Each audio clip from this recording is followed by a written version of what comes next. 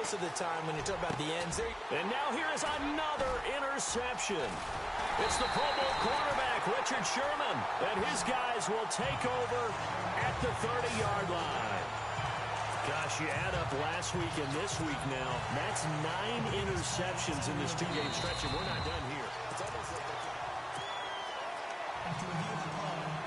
And a great spot to start this drive from here.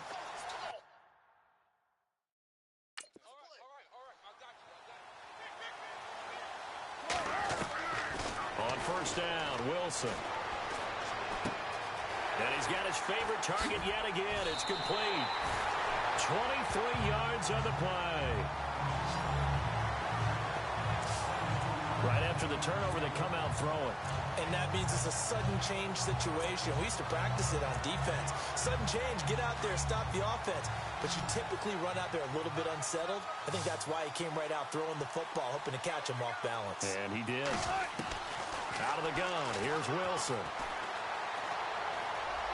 And he whips that one incomplete there. I'm going to need some help with this one. How did he miss it?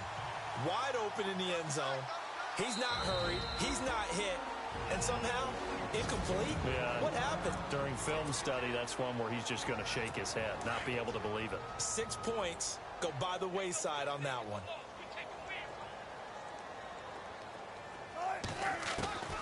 On second down, Wilson. And he's got it. Caught in the end zone for the Seahawk touchdown.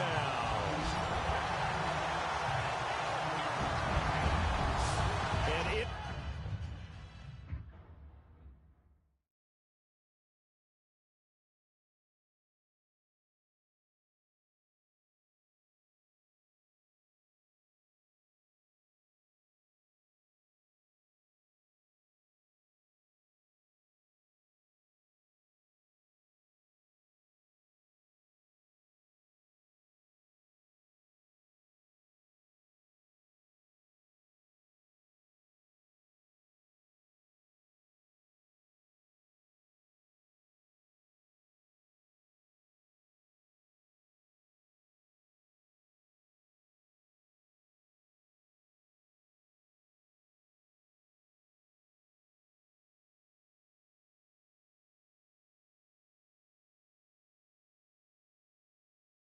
In the red zone, I guess this is why you have a guy like that on your roster. Without a doubt, and if you have him, you use him because he's a guy who's going to win just about every time. I don't care what the coverage is. And the lead grows even larger here in the third quarter.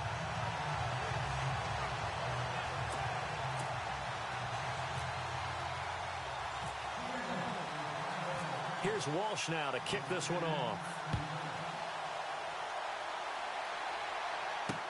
That'll be taken in the end zone. And no run back here. This will be a touchback, and it comes out to the 25-yard line. And the Ravens taking the field. They've got to dig down deep. I mean, they need something right now, really anything to cling on to. This offense has struggled. Partner, join me in a walk to their locker room at the half, okay? Because I think what we would have seen is an offensive coordinator and his assistant coaches getting together with all their positions, then coming together as a group, going over adjustments, and then the head coach coming in and just screaming, wake up. Yeah. Let's get moving, guys. I'm kind of glad we weren't in there halftime, actually. I mean, you think you might have turned it on us, too? Yeah, but right now, whatever was said hasn't been working. That one goes for 36 yards. There will always be a place for methodically marching the ball downfield. But when you can pick it up in big chunks and strike like that, have explosive plays, that's often the difference in winning and losing. Those types of plays that can knock a defense off balance, that'll drive a team towards a victory. And he's got the veteran here. It's Mike Wallace. And now the Seahawks are going to take a timeout here on defense. It's just their first, so 2 remaining as they burn one here in this third quarter. And now we won't see a play on first down. We're going to get a timeout instead.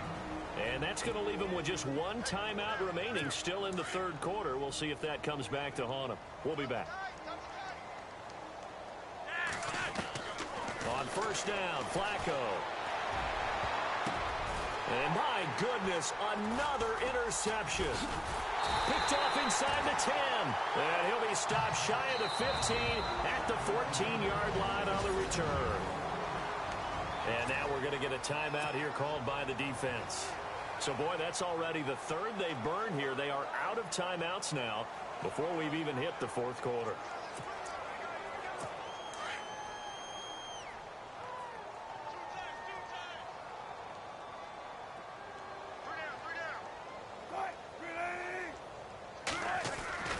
On 1st and 10, it's Wilson.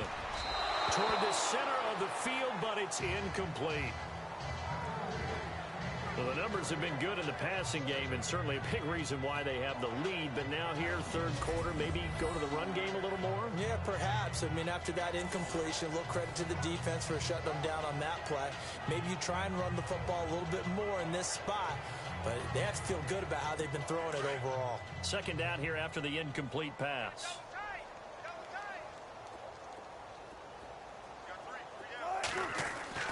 Throwing again. Wilson. Complete. Richardson has it. The 30. Past the 20. And he will score. Touchdown, Seattle. Paul Richardson taking it in. And the Seahawks are running away with this one. And correct me if I'm wrong, that was just a simple fly route, wasn't it? No, there's nothing to correct at all. You got it down pat. And I just remember as a player, when I'd be in practice sessions, and I'd hear 9 from the receivers, that meant fly route, go, look out. That was the 9, and he just kept going all the way into the end zone for the touchdown. Here's Walsh now to kick this one off. Fielded about a yard deep. And he will be brought down here at about the 17-yard line.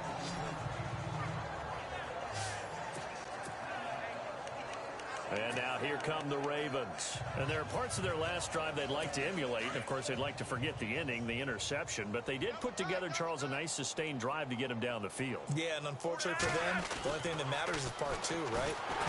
Pressure comes. He's taken down by the Seahawk defense. Mike Bennett in there.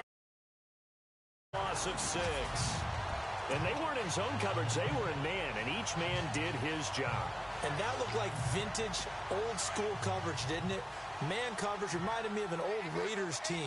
They had a Hall of Famer at one corner and a Defensive Player of the Year at the other, and they just locked people down. Second down, Flacco now. Cliff Averill in there to pick up his second sack now of the afternoon. So, Brandon, we sat in with a lot of coaches, and when they talk about things they want to accomplish offensively, I'm not sure that sack and sack are on their play sheet. Flacco and the Ravens now, after the sack, need something good here on 3rd and long. Oh, had his hands on it, couldn't bring it in. Pretty symptomatic of how this game's been going. But plain and simple, that's the second time today that he's dropped a pass. And that one, I think, maybe even a little easier than the earlier one that he dropped. Surprising. Was this game announced as a night game prior to, and maybe his rhythm is just off? He's got thrown off. He's got to wake up, enjoy the sunshine, and go play. They're going to try and throw. And this is incomplete. A huge gamble. And it does not pay off. They fake the punt. It doesn't work out. Anytime a fake doesn't work, we usually focus our attention on the guys that were unsuccessful. But how about the defensive guys? They have to plan all week. They have to